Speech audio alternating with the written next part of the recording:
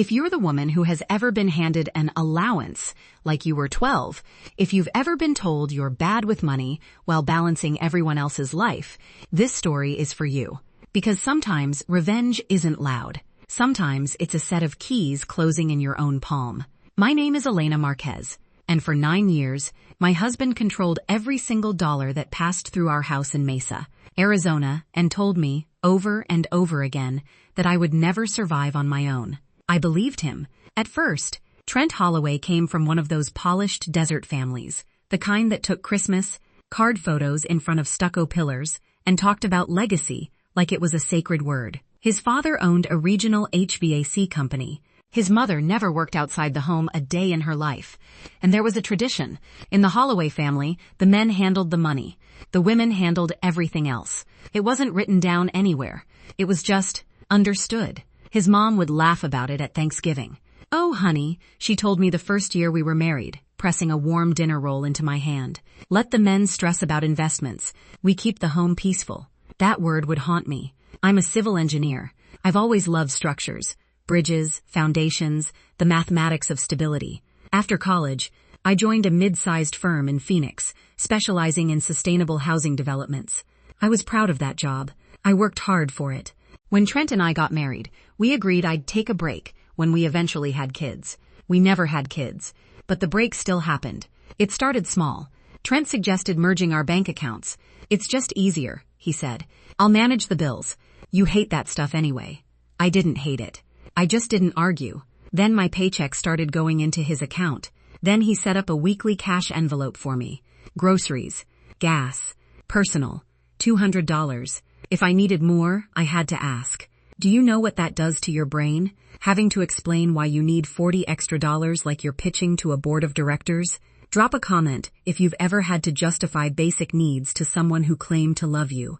One night, about 3 years in, I stayed late at the firm, finishing structural revisions on a housing proposal I've secretly been hoping to lead. My boss, Marianne Cho, had been mentoring me. "Elena," she'd said, tapping the blueprint, "you're ready for project management certification. Don't shrink yourself." I applied for the certification program without telling Trent. When the acceptance email came, I printed it. I remember the paper still warm from the printer, the black ink crisp and official. I folded it carefully and left it on the kitchen counter because I actually felt proud. I thought maybe he'd be proud too. He wasn't. He stared at it while I chopped onions for dinner. The kitchen smelled sharp and acidic. "What's this?" he asked. "I got into the PM certification program," I said, trying to keep my voice steady. "It'll increase my salary. It's good for us." He didn't yell. He laughed. "Elena," he said slowly, "we've talked about this. You don't need to climb some corporate ladder. My income covers us. And those programs cost money. I can pay for it," I said quietly, "from my salary." He picked up the paper and tore it in half, then in half again. The sound was soft, almost delicate. "You don't need this," he said, dropping the pieces in the trash. "Trust me, you wouldn't survive the pressure anyway." I didn't cry. I just stared at the onion in my hand until my eyes burned for a different reason. That night, while he slept, I took the torn pieces out of the trash and taped them back together on the dining table. The house was silent except for the hum of the fridge. Something in me shifted, not loudly, just slightly. That was the first thing he destroyed. The second was my savings jar. It sounds small, but it wasn't. I started skimming tiny amounts of cash from grocery change. $5 here, 10 there. I hid it inside an old protein powder container in the laundry room behind the detergent. It took 2 years to reach $3,400. One afternoon I came home and the container was sitting on the kitchen island.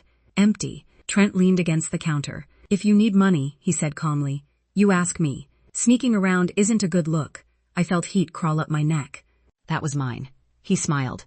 "Not cruel, not kind, just certain. There is no mine in marriage. Have you ever felt your autonomy shrink in real time?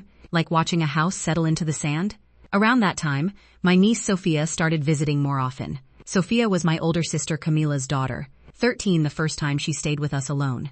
Big brown eyes, always sketching houses in a spiral notebook. "Tia Elena," she whispered one night while we washed dishes together. "Mom says you used to build buildings."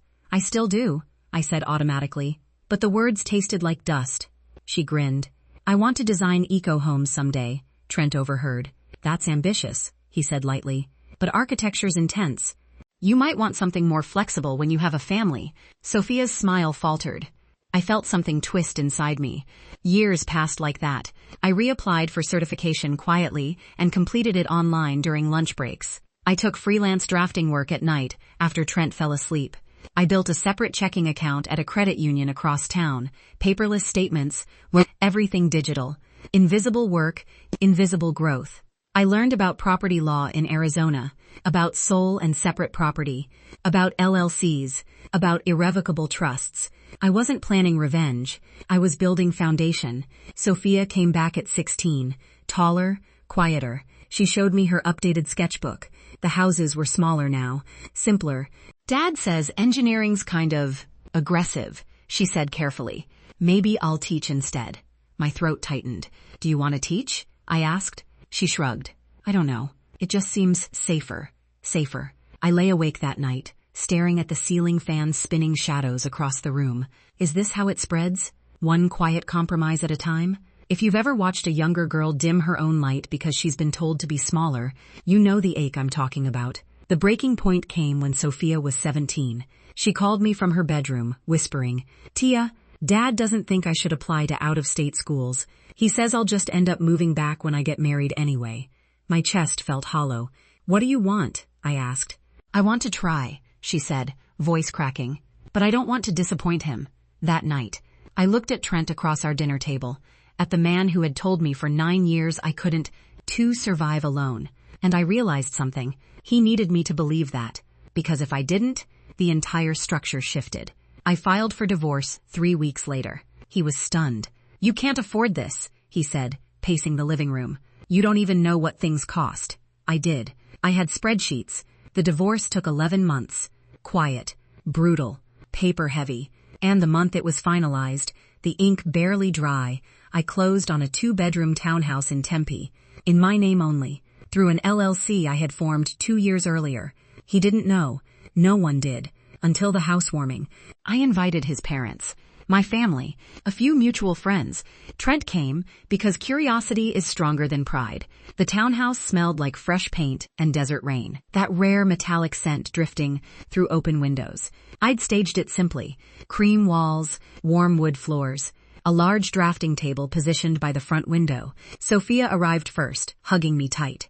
You did this? She whispered. Yes. Trent walked in last. He looked around slowly. The vaulted ceiling, the clean lines, the framed certification on the wall, the one he'd torn up years ago, reprinted and mounted in brushed gold. How are you affording this? He asked evenly. I smiled. Engineering salary, freelance contracts, smart investments. His father cleared his throat. That's ambitious. We gathered in the living room. Late afternoon sun streamed in, turning dust particles into floating gold. Trent stepped closer to me, lowering his voice. You'll run out, he said. Property taxes alone are budgeted. I replied gently. He stared at me like he was trying to locate the version of me he used to know. I was protecting you, he said. From what? I asked. From failing. There it was. I walked to the kitchen island and picked up a small velvet box. My heart was steady.